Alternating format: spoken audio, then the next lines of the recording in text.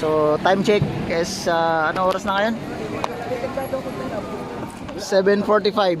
So umpisa nang dumadami yung mga tao.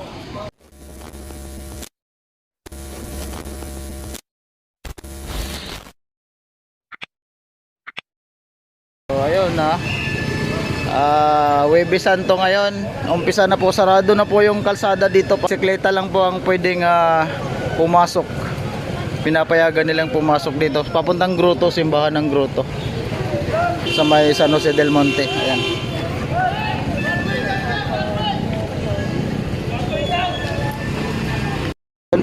Ito po ay magbubukas hanggang 6 PM. 6 AM to 6 PM po ang bukas nito. Ayan po. Kasalukuyan pong nag-uumpisa pa, ayan na. Sarado po yung kalsada nila dito, sarado po ang kalsada. So simula po dito maglalakad na lang po tayo papuntang Grotto simbahan.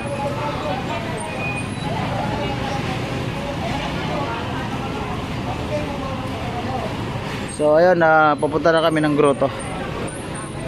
Bye. Ayan po. Hindi na pwede. So yun lang.